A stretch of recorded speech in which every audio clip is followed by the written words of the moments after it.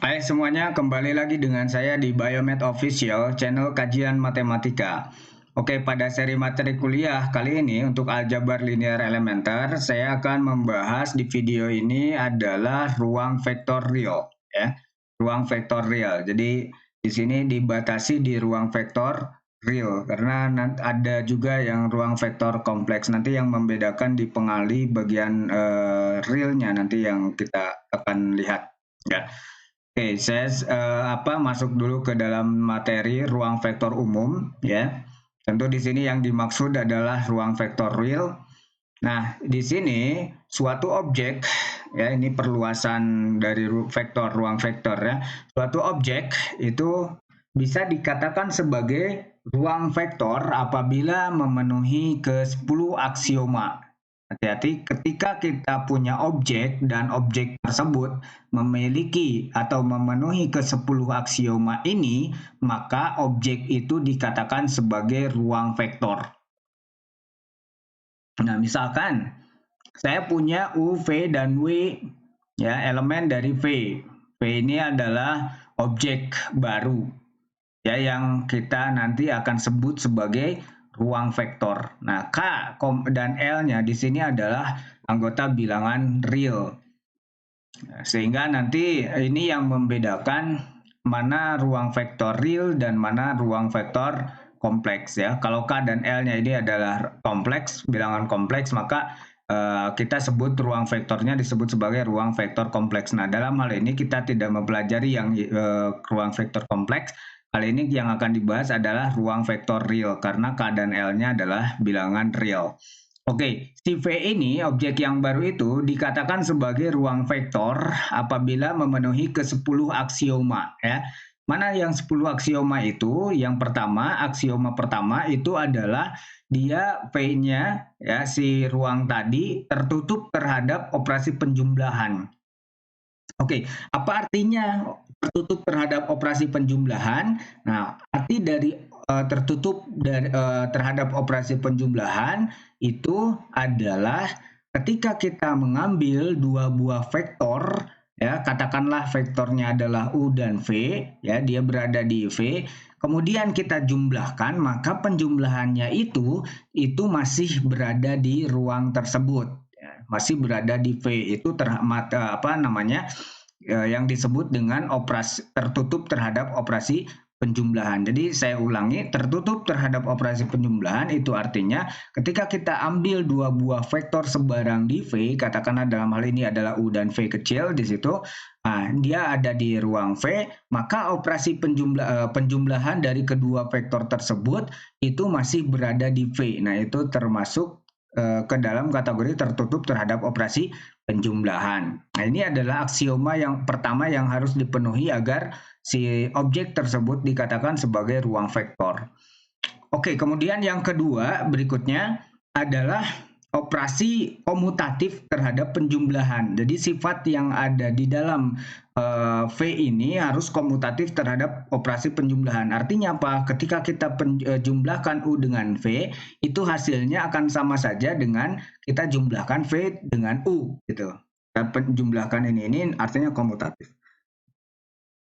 Kemudian yang ketiga yang harus dipenuhi adalah asosiatif. Ketika kita ambil tiga buah vektor yang berada di dalam V, maka kita misalkan menjumlahkan vektor kedua dengan vektor ketiga, dalam hal ini V dengan W, lalu kita jumlahkan dengan vektor pertama yaitu U, itu hasilnya akan sama dengan kita menjumlahkan dua buah vektor terlebih dahulu, yang vektor pertama dengan yang kedua, baru kita jumlahkan dengan vektor yang ketiga yaitu vektor W. Jadi urutan penjumlahan di sini tidak bermasalah, yaitu arti daripada asosiatif, ya.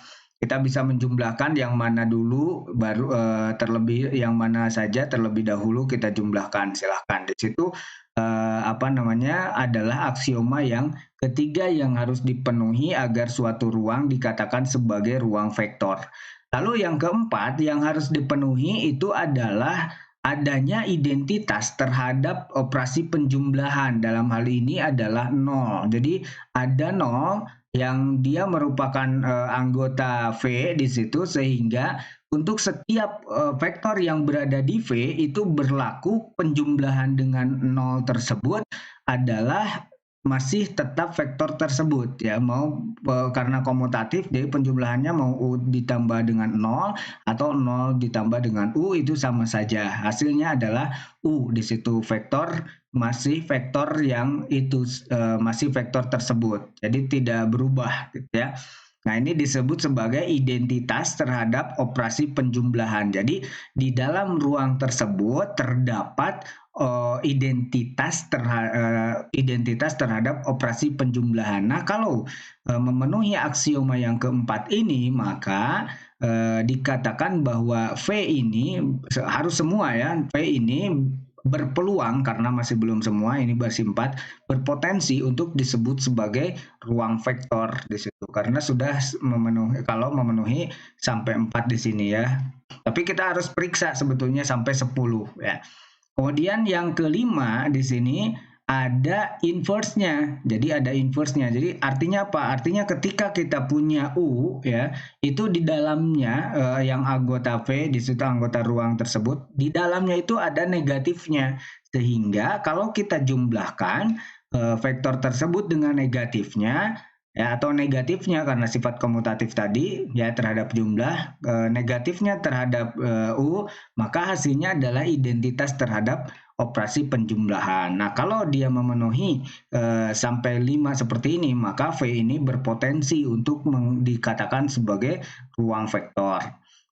Ini yang kelima, 1 sampai 5 ini adalah hubungan ruang terhadap operasi penjumlahan ya.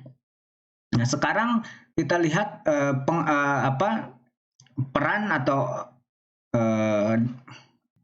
aksioma yang berhubungan dengan operasi perkalian ya.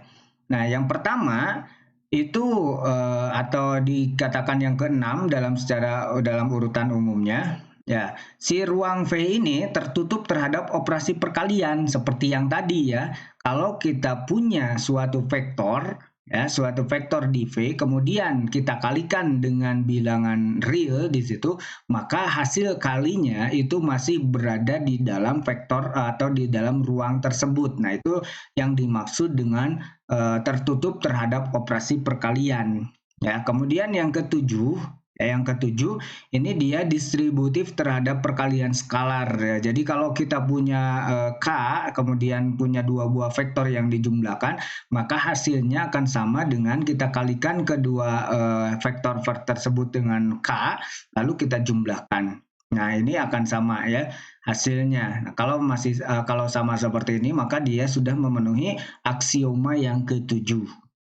Kemudian yang kedelapan, aksioma yang kedelapan ini mengatakan kalau kita punya dua buah skalar yang dijumlahkan kemudian dikalikan dengan vektor, maka hasilnya ini adalah perkalian vektor tersebut dengan skalar-skalar tersebut lalu dijumlahkan. Jadi di sini K dikalikan dengan U ditambahkan dengan L dikalikan dengan U. Nah, ini dia kalau memenuhi sifat seperti ini, maka dikatakan dia memenuhi aksioma yang ke-8. Berikutnya yang ke-9 di sini adalah perkalian. Ini perkalian skalar dengan vektor. Ada K dikalikan dengan L dikalikan dengan U, di situ sama saja dengan L dikalikan dengan K, ini urutannya ya. Dengan U udah atau kita kalikan saja skalar-skalar tersebut dengan L baru dikalikan dengan vektor U. Nah, ini hasilnya akan sama ya. Nah, kalau suatu ruang atau objek dia mempunyai karakter seperti yang ke-9 ini, maka dia sudah dikatakan sebagai memenuhi aksioma yang ke-9. Kemudian yang ke-10, yang terakhir, ini dia mempunyai identitas terhadap operasi perkalian. Jadi kalau ada di sini 1 ya, A1 itu dia anggota elemen V, berarti dikalikan di situ 1 dikalikan dengan U, maka ini hasilnya adalah masih U di situ. Nah, apabila dia memenuhi ke-10 sifat atau aksioma ini, maka objek tersebut dikatakan sebagai ruang vektor. karena K dan L-nya di sini adalah ruang bilangan real, maka disebut sebagai ruang vektor real. Kalaulah di situ skalar ini K dengan L itu adalah bilangan kompleks, maka disebut sebagai ruang vektor kompleks nantinya. Tapi dalam pembahasan kali ini yang akan kita maksud sebagai ruang vektor itu adalah ruang vektor real. Ya. Nah, kalau saja ada salah satu dari sifat yang 10 atau aksioma yang 10 ini tidak terpenuhi, maka objek tersebut tidak dikatakan sebagai ruang vektor, ya. Tidak dikatakan sebagai ruang vektor. Oke, nah salah satu saja ya, cukup salah satu saja sifat yang tidak terpenuhi. Nah, itu sudah cukup untuk mengatakan bahwa V atau objek tersebut bukan ruang vektor. Jadi harus 10-10-nya ini yang dipenuhi. Oke, kita lihat beberapa contoh yang memenuhi ke-10 sifat aksioma tadi. Yang pertama di sini adalah himpunan vektor Euclides ya dengan operasinya yang standar. Maksudnya standar yang sudah dibahas di video-video sebelumnya tentang operasi penjumlahan vektor, kemudian ada operasi perkalian dengan skalar ya, di situ udah dibahas. Nah, kalau operasi standar seperti itu di ruang vektor Euclides, maka dikatakan bahwa ruang vektor Euclides itu adalah ruang vektor atau himpunan vektor Euclides itu dikatakan sebagai ruang vektor. Makanya disebut sebagai ruang Euclides orde n kalau untuk Rn di sini. Notasinya adalah R di pangkat n di sini ya. Nah, itu yang pertama, contoh yang pertama. Contoh yang kedua itu ada himpunan matriks ukuran M kali N. Ini pun sama dengan operasi standar. Jadi harap disebutkan operasinya, operasi yang bagaimana gitu ya. Operasi standar dalam matriks ya seperti yang sudah kita bahas di operasi matriks ya, penjumlahan matriks dan perkalian matriks dengan skalar itu operasinya standar. Nah, kalau operasinya standar seperti yang sudah dibahas sebelumnya, maka himpunan matriks berukuran M kali N tersebut dikatakan sebagai ruang vektor. Jadi objek baru ini, objek matriks ukuran M kali N, itu dikatakan sebagai ruang vektor ya, atau kita sebut dengan khusus sebagai ruang matriks M kali N. Notasinya adalah M kali N di sini.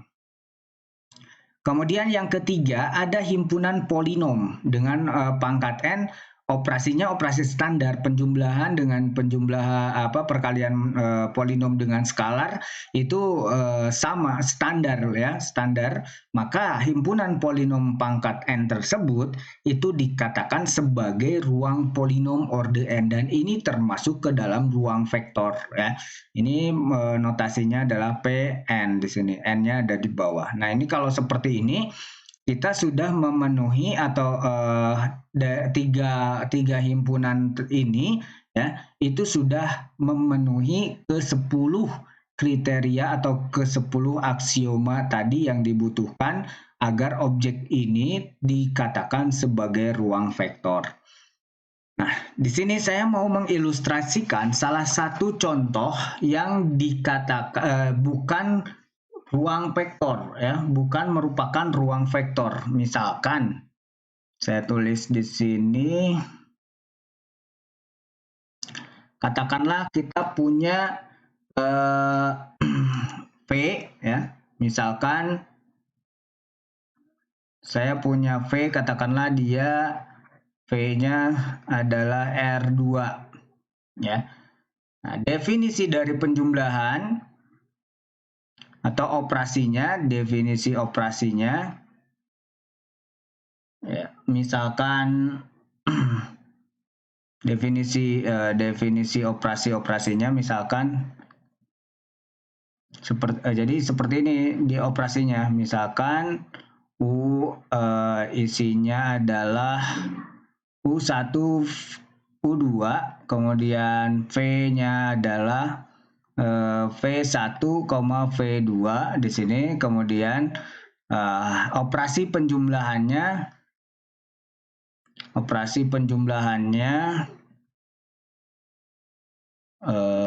ini didefinisikan sebagai U ditambah dengan V. Ini hasilnya adalah U1 ditambah V1. Ini standar yang ini U2 ditambah V2. Tapi ini operasi penjumlahannya. Tapi operasi kali dengan skalarnya. Operasi kali dengan skalarnya. Kita punya objek K dikalikan U, katakanlah. Ini hasilnya adalah KU1, 0. Nah, seperti ini. Ini kita punya objek ya, V di sini. Objeknya V adalah R2 di situ, tapi operasi-operasinya dia seperti ini gitu. Tidak bukan operasi yang standar gitu. Jadi ketika kita punya U dan V berada di V di situ, U1 di U2, V1, V2, operasi jumlahnya standar, U1 tambah V1, U2 tambah V2, tapi operasi kali dengan skalarnya ini tidak standar. Jadi ketika kita K di suatu skalar, kita kalikan dengan U, hasilnya adalah K dikalikan U 1,0 gitu. Ya, ini operasi perkaliannya. Perhatikan bahwa kalau kita periksa ke 10 sifat atau 9 sifat yang pertama, kemungkinan ini masih terpenuhi. Tapi yang ke-10, ya ini tidak memenuhi. Jadi objek ini, saya katakan objek saja, objek V ini, ya dengan operasinya tentunya di situ, ya sekaligus, itu tidak memenuhi sifat yang ke-10 gitu. Ya, sifat atau aksioma yang ke-10. Aksioma ke-10 gitu. Kenapa? Perhatikan yang ke-10. Ke-10 itu adalah identitas terhadap operasi perkalian gitu ya. Identitas terhadap operasi perkalian. Nah, kalau saya misalkan di sini kita ambil contoh aja. Contoh misalkan U1-nya adalah 1,3, kemudian V1-nya adalah misalkan min 3,5 di situ. Nah, maka di sini U1 ditambah V1-nya ini sama dengan di sini 1 ditambah min 3 kan, 1 ditambah minus 3, 3 ditambah 5. Ya, berarti di sini kita punya minus 2,8. Oke, yang penjumlahannya ya U plus V ini masih berada di R2 atau ada di V besar. Ini V kecil. Ya, dia masih berada di V besar yang R2 ini ya. Tapi perhatikan yang ini. Perhatikan sifat yang jadi ini sudah tertutup ya terhadap operasi penjumlahan.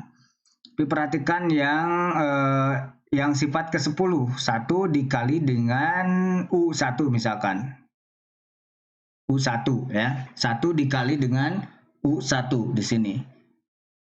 Maka hasilnya yang ini adalah apa? Hasilnya di sini adalah kan mengikuti operasi yang didefinisikan di sini.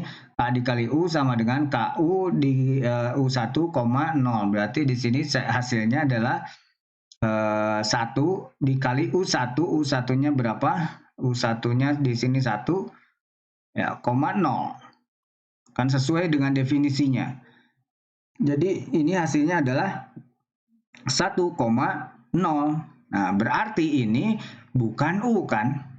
Di sini tidak sama dengan U. Ya, karena U-nya itu sendiri adalah 1,3. Nah, artinya apa? Artinya V ini, objek V dengan operasinya itu tidak memenuhi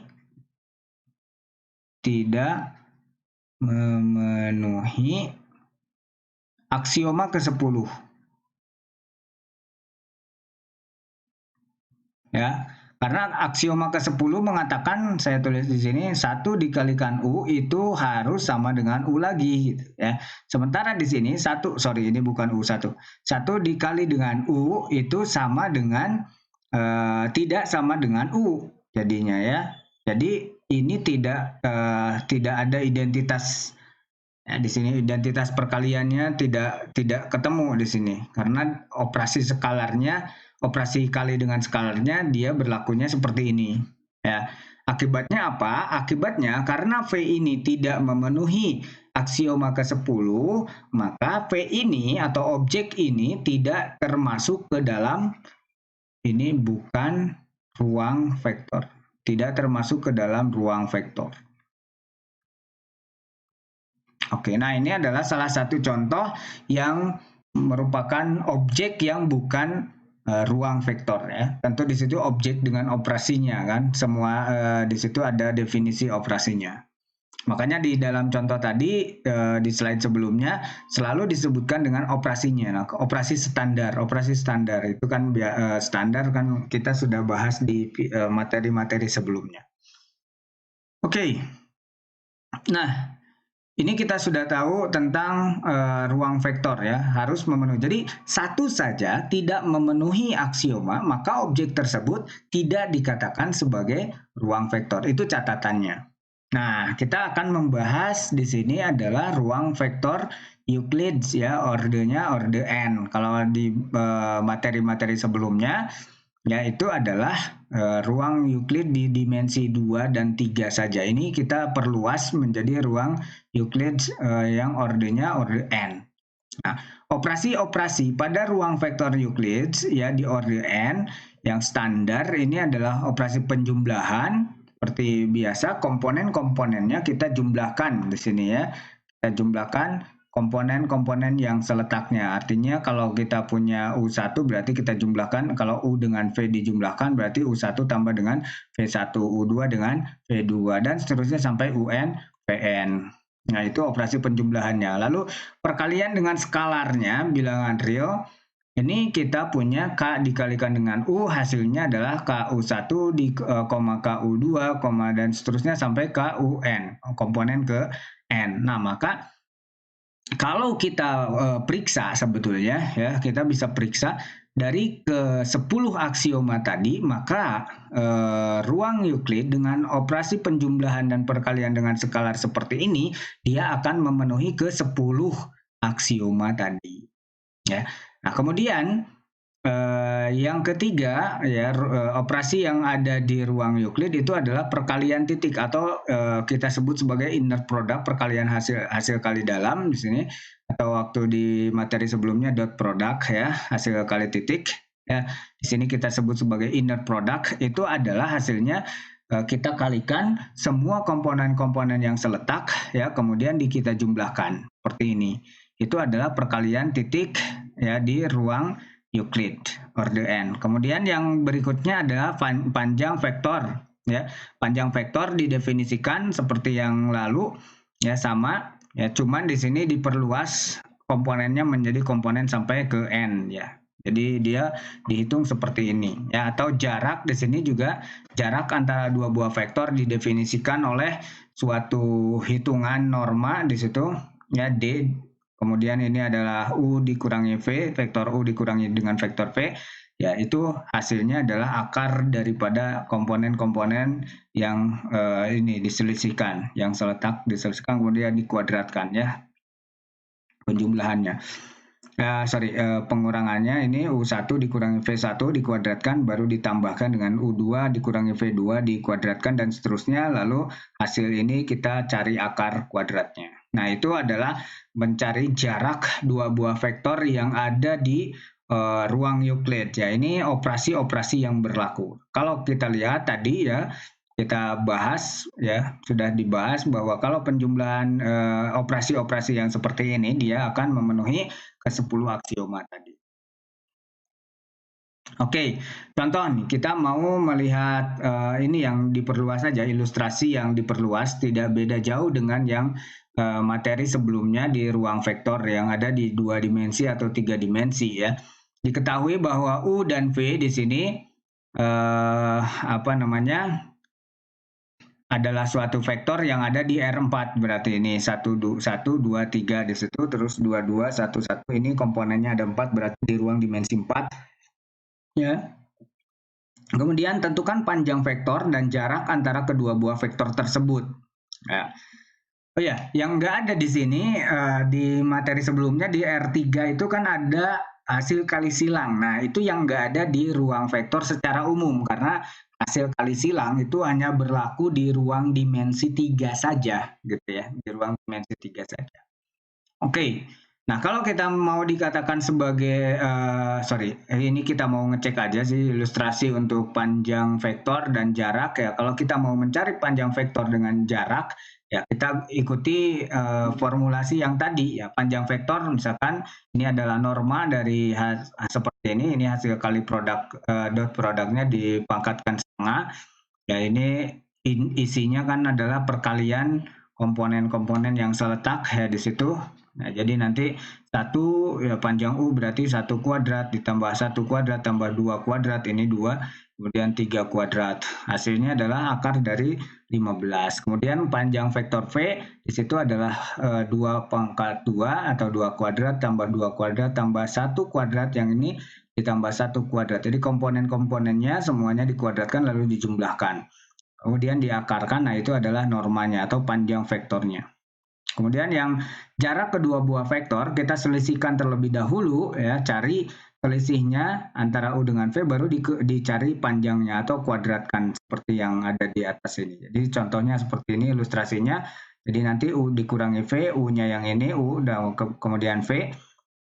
Di sini 1 dikurangi 2 ya, di sini kuadrat ditambah 1 kurangi 2 kuadrat ditambah 2 kurangi 1 kuadrat tambah 3 kurangi 1 kuadrat lalu diakarkan. Nanti hasilnya adalah akar 7 seperti ini. Nah, itu adalah ilustrasi mencari atau menentukan panjang vektor dan jarak antara kedua buah vektor yang ada di orde yang lebih tinggi daripada yang kemarin, orde 4 dalam hal ini ya.